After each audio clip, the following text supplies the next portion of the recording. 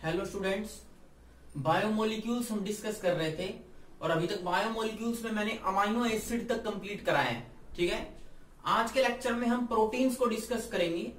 क्या basically proteins हैं और उनकी क्या क्या क्लासिफिकेशंस हैं और क्या क्या स्ट्रक्चर हैं और उन प्रोटीन्स का हमारी बेसिक लाइफ में क्या क्या फंक्शन है वो आज हम डिस्कस करेंगे। ठीक है, तो let us start the proteins. Proteins क्या है? What are proteins? देखो, जब large number of amino acid आपस में कंबाइन करते हैं with the help of peptide bond, जो रिजल्टेंट स्ट्रक्चर आपको मिलेगा it is known as protein. ठीक है, जैसे देखो अमाइनो एसिड में बनाता हूं, it is NH2 CH2 C double bond OOH, it is glycine. अगर मैं इसी को अगेन ग्लाइसिन से ही कंबाइन कराऊं like this NH2, this is CH2 again C double bond OH, ये भी ग्लाइसिन है। दोनों को कनेक्ट कराता हूं तो यहां से वाटर का एलिमिनेशन हो जाएगा, यहां से OH चला जाएगा और यहां से क्या चला जाएगा? हाइड्रोजन, और दोनों के बीच में पेप्टाइड बॉन्ड बन जाएगा। ये मैंने लास्ट टाइम आपको कराया था।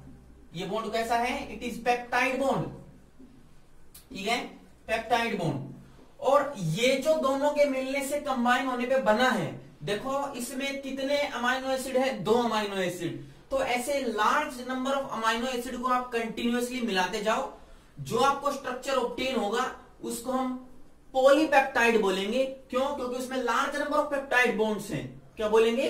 पॉलीपेप्टाइड। और वो पॉलीपेप्टाइड, बहुत सारे पॉलीपेप्टाइड मिलकर के क्या बनाते हैं? प्रोटीन्स बनाते हैं।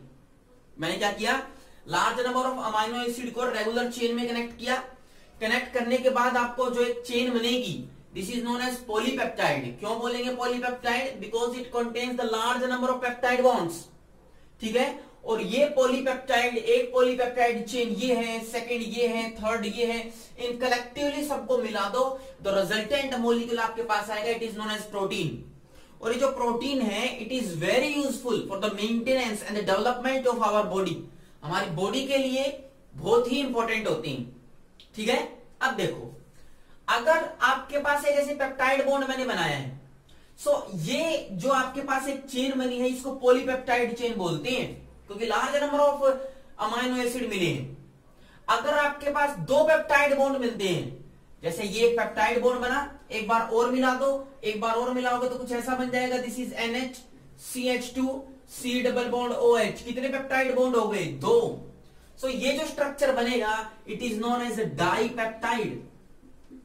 इसको हम डाइपेप्टाइड बोलेंगे। एक और अमाइनो एसिड को जोड़ दो, कितने पेप्टाइड बॉन्ड बनेंगे? 3। It will be known as tripeptide. इसको ट्राइपेप्टाइड बोलेंगे। ठीक है, ऐसे ही अगर आपके पास 2 से लेकर 7 पेप्टाइड बॉन्ड अगर किसी अमाइनो एसिड के जुड़ने से बनते हैं, 2 से 7 peptide bond, then it will be known as oligopeptide. इसको हम ओलिगोपेप्टाइड बोलते हैं। जैसे लास्ट क्लास में हमने कार्बोहाइड्रेट में मोनोसेकेराइड और ओलिगोसेकेराइड डिस्कस किया था, वैसे ही ओलिगोपेप्टाइड। अगर आपके पास 2 से 7 पेप्टाइड बॉन्ड बनते हैं, 2 से 7 peptide bond, then it will be known as oligopeptide. लेकिन अगर आपके पास जो पेप्टाइड बॉन्ड बन रहे हैं they are very large in number, बहुत लार्ज नंबर में है, then it will be known as a polypeptide.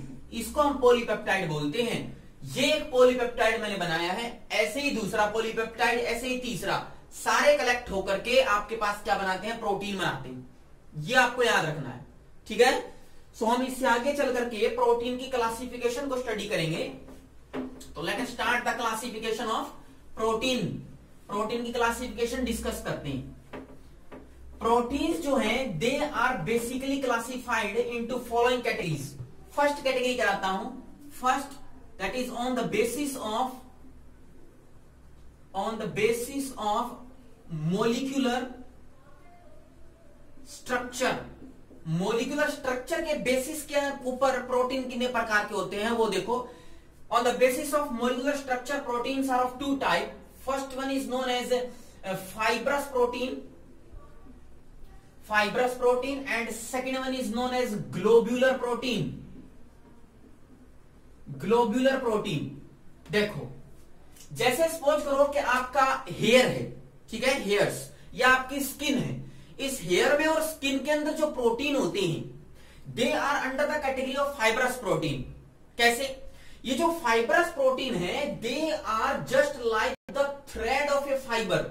जैसे फाइबर या धागा होता है उसमें सीधी थ्रेड होती है, वैसे ही फाइब्रस प्रोटीन होते हैं ना, they are just like a thread और फाइबर। जैसे हमारे हेयर्स हैं, hair are just like the fibre. जो हमारी स्किन है उसमें क्या, उसके अंदर भी एक प्रोटीन होता है which is known as fibrin protein, ठीक है, जिसको आप फिब्रिन प्रोटीन भी बोलते हो। उसमें भी आपके पास फाइबर्स, धागे जैसे स्ट्रक्चर मिलते हैं। ऐसे को हम कौन सा प्रोटीन बोलते हैं? Fibrous protein. सो क्या होते हैं fibrous protein? The protein which are present in the form of fibre are known as fibrous protein. ठीक है, जो फाइब्रस प्रोटीन है they are basically insoluble in water. आप सर पे पानी डालो, हेयर्स को पानी में डिप करो या स्किन को पानी में डिप करो, आपकी स्किन डिसॉल्व नहीं होगी, प्रोटीन डिसॉल्व नहीं होगा। That means fibrous proteins are insoluble in water. Water में इनसोल्यूबल होते हैं, ठीक है। और सेकेंड थिंग देखो, they are very very much stable with respect to change in temperature and pH. आप हमारी बॉडी का टेम्परेचर इंक्रीज कराओ, ठीक है, 45 डिग्री है एटमॉस्फेयर में, 50 डिग्री है, तो ऐसा नहीं कि हमारी बॉडी का जो प्रोटीन है वो डीनेचर्ड हो जाएगा, खराब हो जाएगा, या हेयर्स का जो प्रोटीन है वो खराब होने लगेगा, ऐसा नहीं है। तो दैट मीन जो फाइब्रस प्रोटीन्स हैं they are stable with respect to change in temperature and pH of atmosphere. So कहने का मतलब पीएच और टेम्परेचर चेंज करने पे इन फाइब्रस प्रोटीन के ऊपर ज्यादा फर्क नहीं पड़ेगा। आपको याद रखना है, फर्स्ट पॉइंट है they are in the form of fibres, thread like structure, they are insoluble in water, almost insoluble, and third one is they are stable with respect to change in temperature and pH.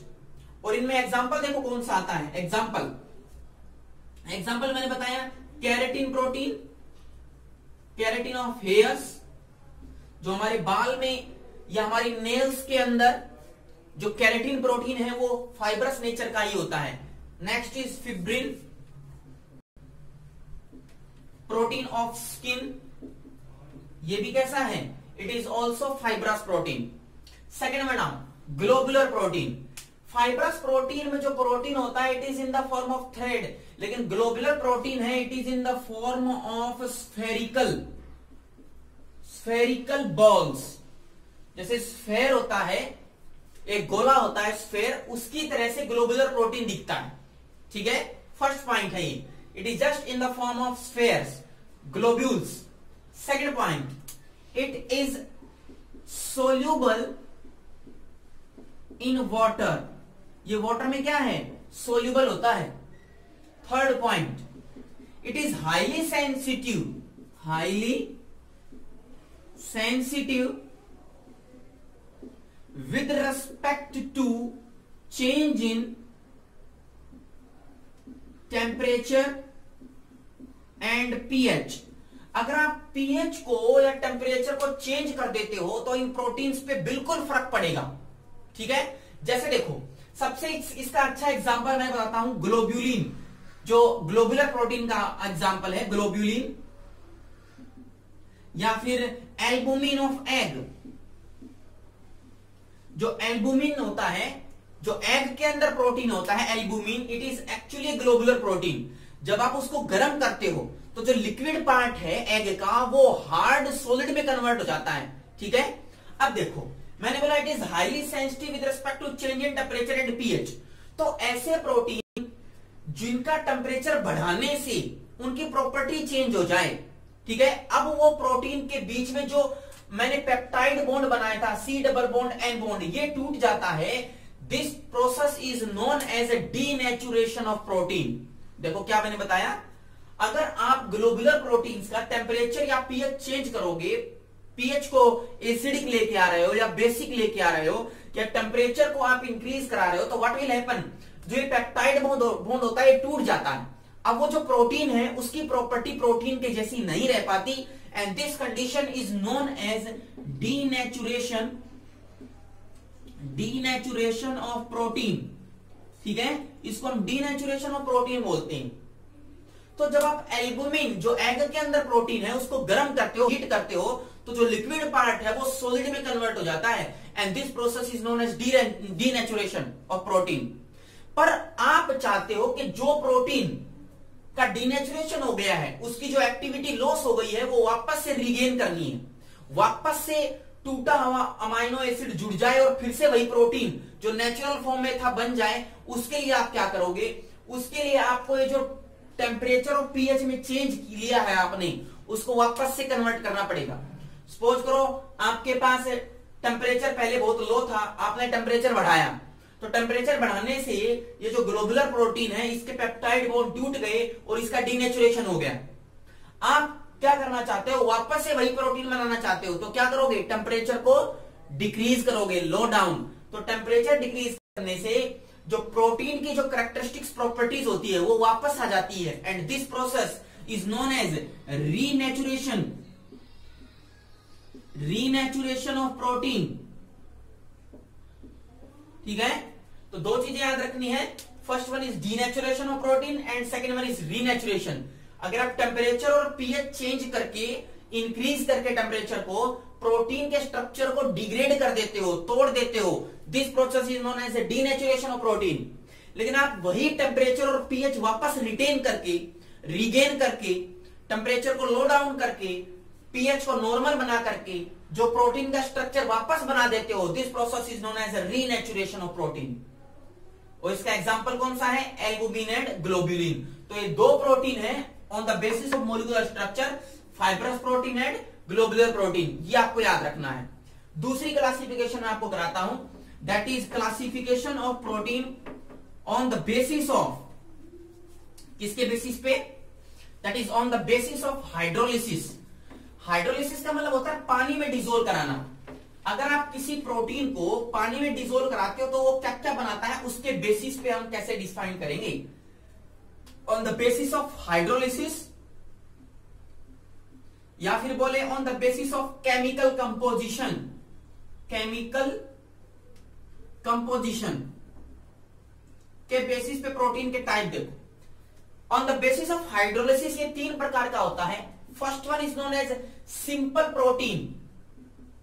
Simple protein, देखो अगर आप किसी protein में hydrolysis कराओ, कोई आपने protein लिया और उसमें आपने वाटर डाला, हाइड्रोलिसिस कराया, तो आपको पता है प्रोटीन किससे बनते हैं, अमाइनो एसिड से। तो हाइड्रोलिसिस कराने के बाद अगर वो सिर्फ अमाइनो एसिड देता है then it will be known as simple protein.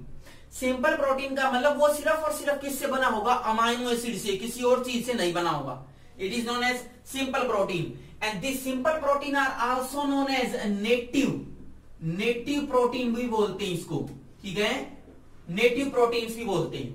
Second one आओ, second one conjugate protein.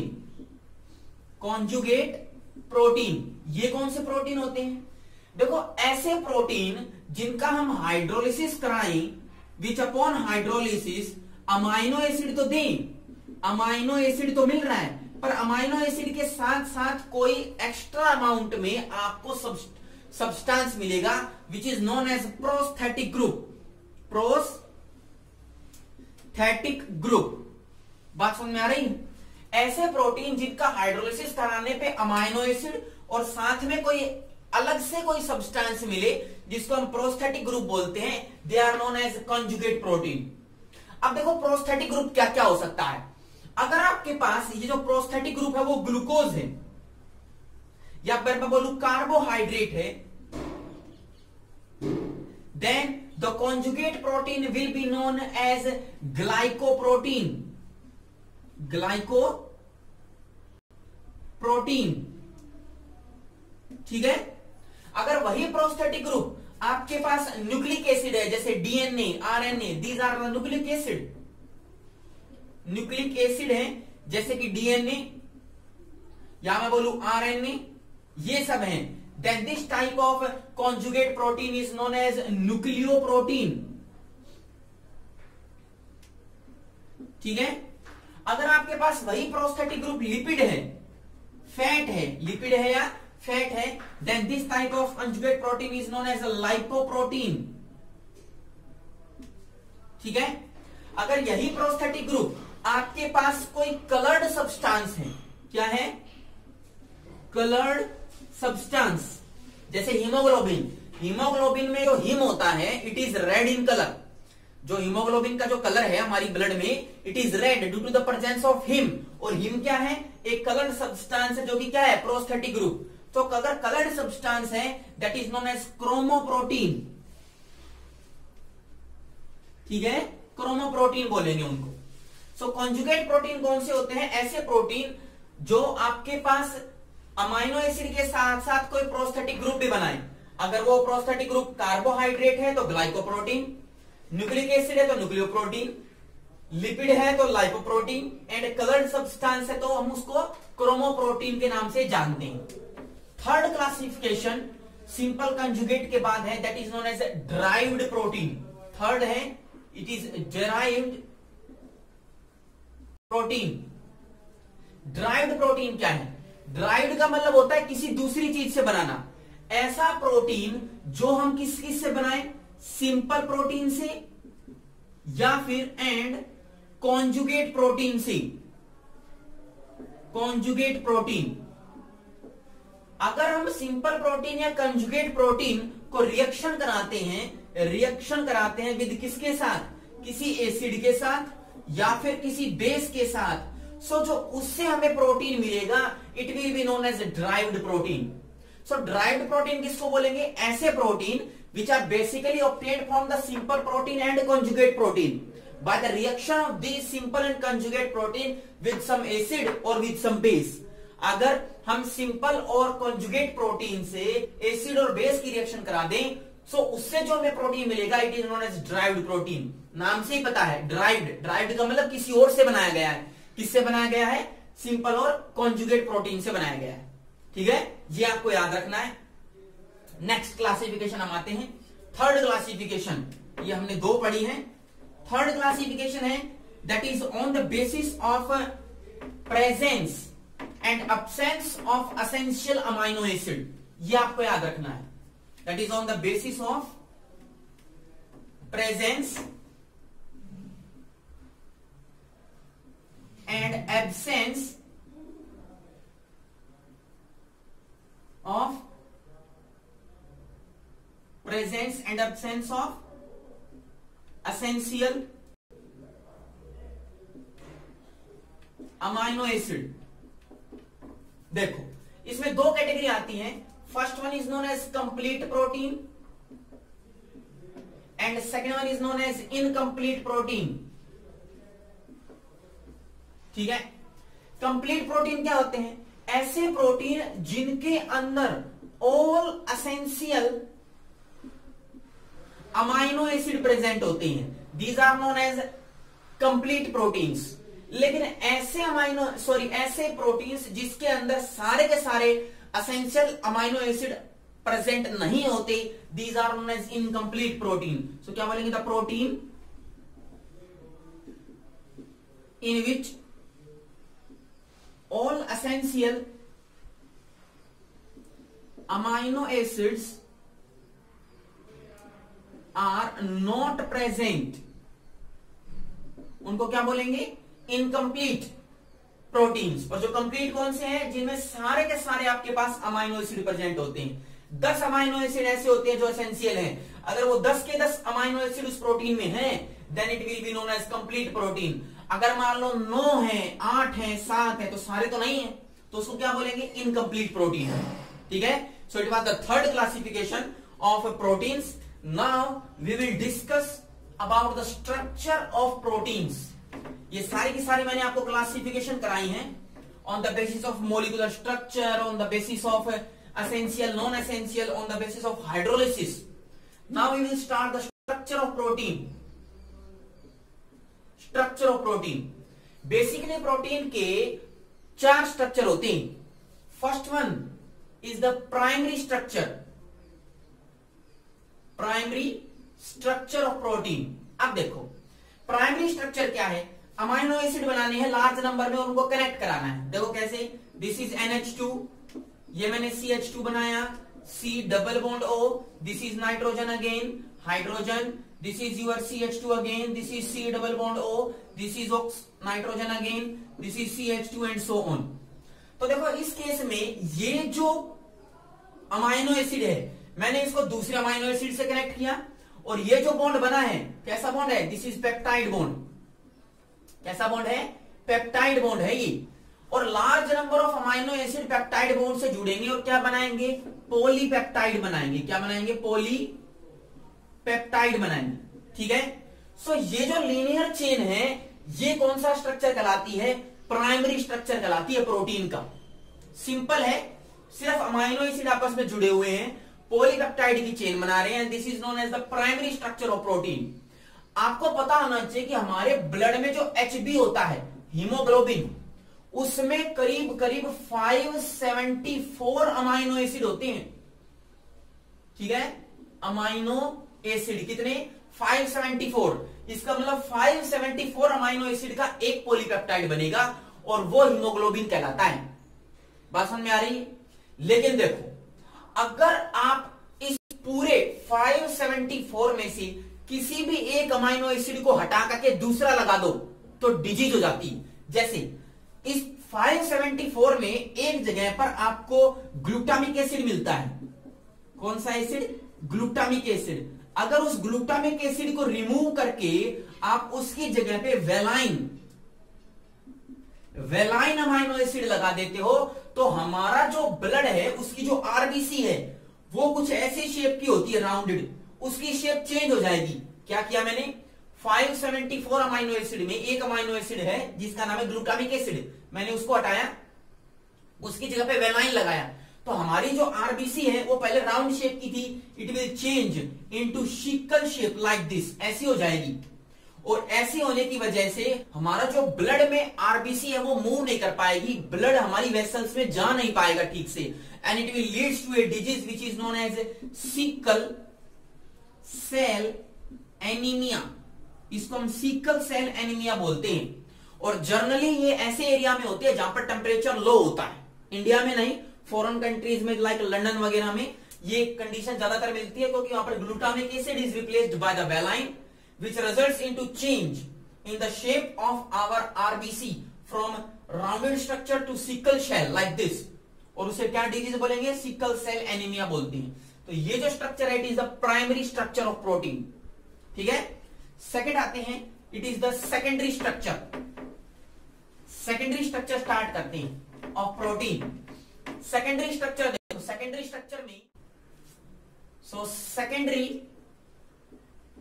Structure of protein ये बेसिकली दो प्रकार का है। First one is known as alpha helix. कौन सा, alpha helix. And second one is known as beta pleated sheet structure. First one कहलाता है अल्फा हेलिकल और दूसरा क्या कहलाता है, बीटा प्लेटेड। अल्फा हेलिकल देखो कैसा होता है, अल्फा हेलिक्स का मतलब जस्ट लाइक स्प्रिंग, कुछ ऐसे। This is the alpha helical structure.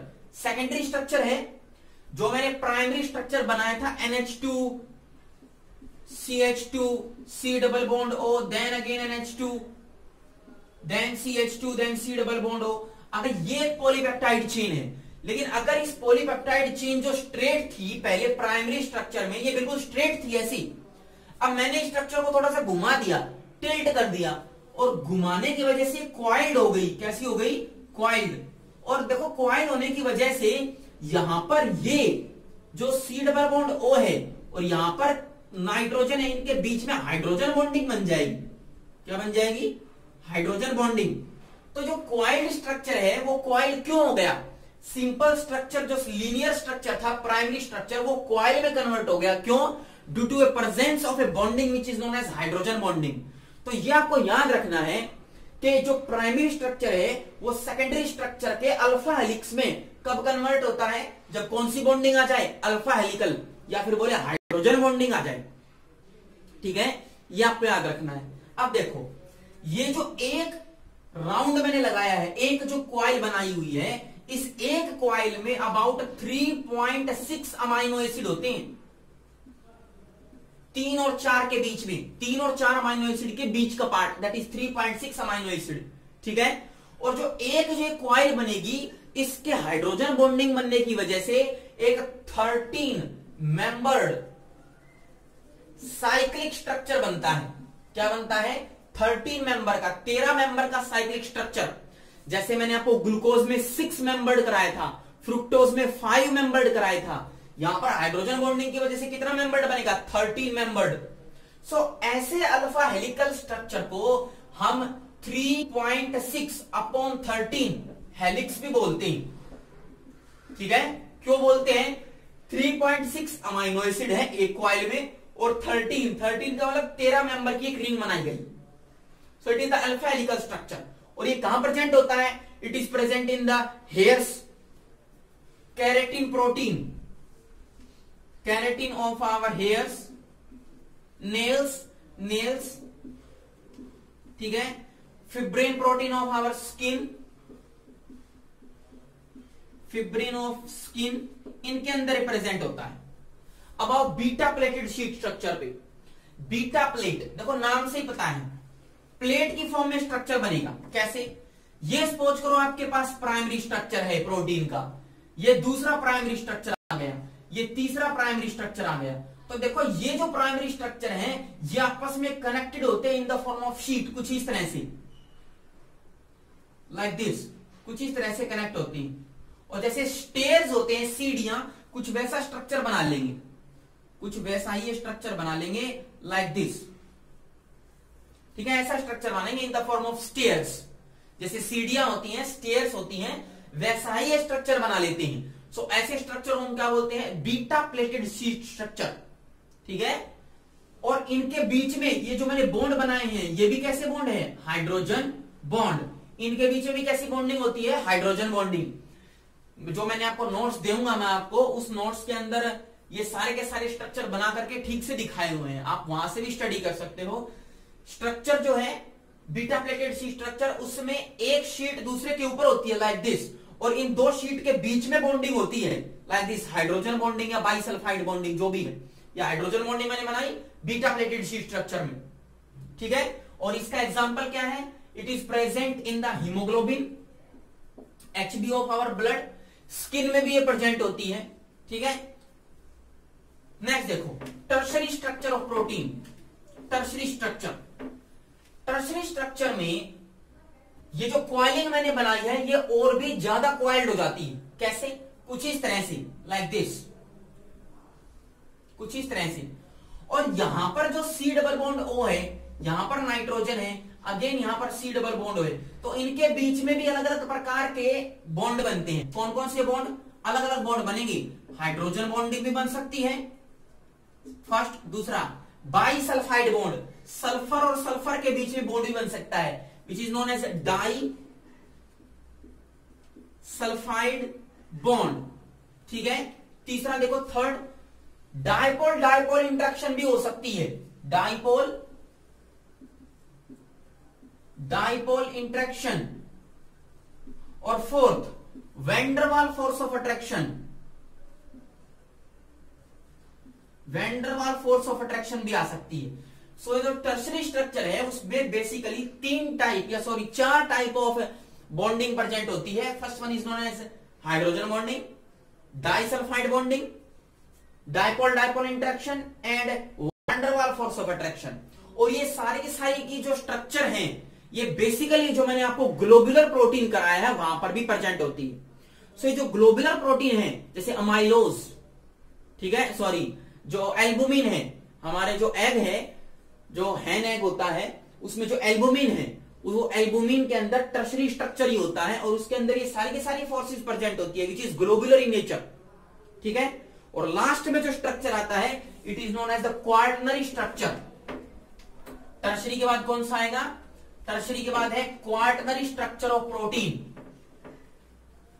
Last structure है ये क्वार्टनरी स्ट्रक्चर ऑफ प्रोटीन। इस प्रोटीन में देखो, जितने भी मैंने अल्फा हेलिकल कराए, बीटा प्लेटेड कराए, प्राइमरी, सेकेंडरी, टर्शरी कराए, वो सारे के सारे क्वाइल हो जाएंगे in the form of a bowl, ऐसे, बिल्कुल ऐसे एक क्लस्टर कंपाउंड बनाएंगे and it is the quaternary structure. और इसमें भी हाइड्रोजन बॉन्डिंग होती है, इसमें भी हाइड्रोजन बॉन्डिंग प्रेजेंट होगी, इसमें भी सल्फर सल्फर के बीच में, सल्फर सल्फर के बीच में डाई सल्फाइड बॉन्ड प्रेजेंट होगा। थर्ड, इसके अंदर भी आप देखो van der Waals force of attraction present होगी, वंडरवाल फोर्स। और फोर्थ जो मैंने कराया dipole dipole interaction, dipole dipole interaction, वो भी इसमें प्रेजेंट होती है। पर कहता है कि टर्शरी के कंपैरिजन में इसमें कॉइलिंग ज्यादा होती है और इसी की वजह से ये क्वाटरनरी स्ट्रक्चर है। जो बेसिकली प्रोटीन हमारी बॉडी में फंक्शनल होता है, काम करने लायक, वो किसमें होता है? क्वाटरनरी स्ट्रक्चर में। अगर हम इसकी टेम्परेचर को इंक्रीज कर दें और पीएच को एसिडिक बना दें तो कहता है कि यही प्रोटीन टर्शरी में, सेकेंडरी में, प्राइमरी में टूट जाएगा और अल्टीमेटली अमाइनो एसिड में टूट जाएगा। And this process is known as a denaturation of protein. इसी को हम डीनेचुरेशन बोलते हैं। बहुत बार आ चुका है एग्जाम में, व्हाट इज डीनेचुरेशन। लेकिन अगर इस डीनेचर हुए प्रोटीन को हमसे वापस क्वाटरनरी में लाना है तो हमें टेम्परेचर को नॉर्मल लेके आना पड़ेगा, जो एसिड है उसको हटाना पड़ेगा ताकि नॉर्मल आ जाए। And this process is known as renaturation, renaturation of protein. ठीक है, सो ये सारे के सारे स्ट्रक्चर मैंने कराए हैं आपको। इसके बाद हम स्टार्ट करते हैं, लास्ट है प्रोटीन्स में, that is function of protein. क्या क्या फंक्शन है?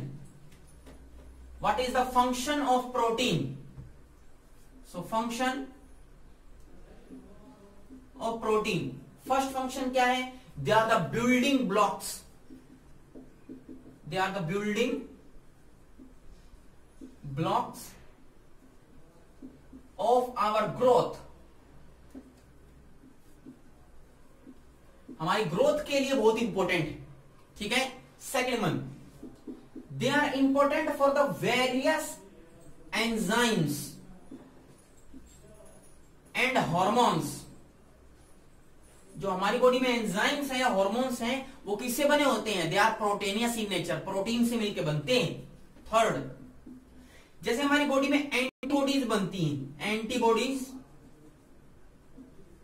जैसे एंटी बॉडीज क्या होती हैं? एक्चुअल में जब हमारी बॉडी में कोई वायरस या बैक्टीरिया अटैक करता है तो वो एंटीजन कहलाता है और उसको न्यूट्रलाइज कराने के लिए बॉडी एंटीबॉडी डेवलप करती है हमारे शरीर में। और ये जो एंटीबॉडीज है they are also made up of proteins, protein से ही बनी हुई होती है। ठीक है, so these are the function of proteins. लेकिन मान लो अगर प्रोटीन की कमी हो जाए, हमारी बॉडी में प्रोटीन की कमी हो जाए, डेफिशिएंसी हो जाए, then it will leads to a disease, disease which is known as कावासिकोर।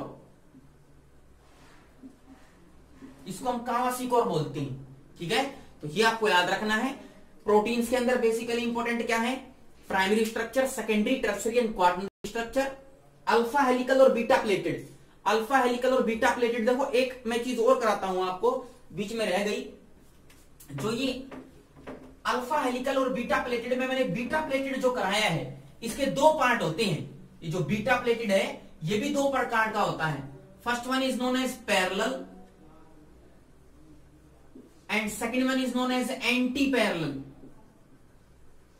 Anti parallel, अभी देखो पैरेलल और एंटी पैरेलल क्या है।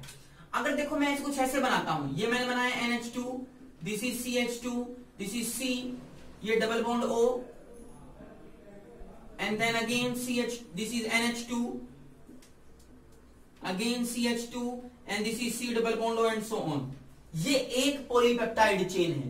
दूसरी बनाओ, दूसरी कैसे बनी देखो, दिस इज अगेन NH2, फिर मैंने बनाया this is CH2, this is C double bond O, this is NH, again this is CH2, this is C double bond O।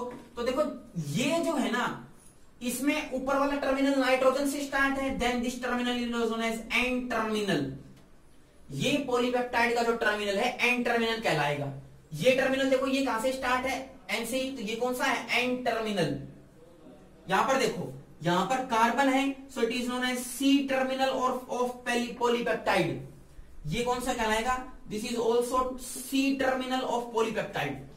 अगर दोनों पर पॉलीपेप्टाइड चेन में एन टर्मिनल और एन टर्मिनल एक ही साइड में हो, तो देखो नाइट्रोजन और हाइड्रोजन में ऐसे हाइड्रोजन बॉन्डिंग हो सकती है लाइक दिस, ठीक है। यहां पर नाइट्रोजन है तो यहां पर भी बॉन्डिंग हो सकती है। सो अगर दोनों के दोनों एन टर्मिनल एक ही डायरेक्शन में है, दोनों के दोनों सी टर्मिनल एक ही डायरेक्शन में है, that is known as parallel. लेकिन अगर अपोजिट बनाऊं, मैं यहां पर बना लेता हूं C double bond O, this is your H, यहां पर CH2, this is NH, this is C double bond O. तो देखो ये टर्मिनल कौन सा है, सी टर्मिनल ऑफ पॉलीपेप्टाइड, ये कौन सा है, एन टर्मिनल। तो अब इन दोनों के बीच में जो बॉन्ड बनेगा नाइट्रोजन और हाइड्रोजन, ये जो बॉन्ड बनेगा hydrogen bonding, this is known as anti parallel beta pleated sheet structure. ये कौन सा था, पैरेलल, जिसमें दोनों तरफ एन टर्मिनल थे, दोनों तरफ सी टर्मिनल है। यहां पर एक तरफ एन टर्मिनल एक पॉलीपेप्टाइड का और यहां पर दूसरे पॉलीपेप्टाइड का सी टर्मिनल है, एंटी पैरेलल चलते हैं, that is known as anti parallel beta pleated. और ये वाला कौन सा है, parallel beta pleated sheet structure. तो ये मैंने आपको प्रोटीन कराया है। नेक्स्ट टाइम मैं आपको न्यूक्लिक एसिड, एंजाइम्स और विटामिन कराऊंगा। आप इसको स्टडी करो। तब तक के लिए थैंक यू।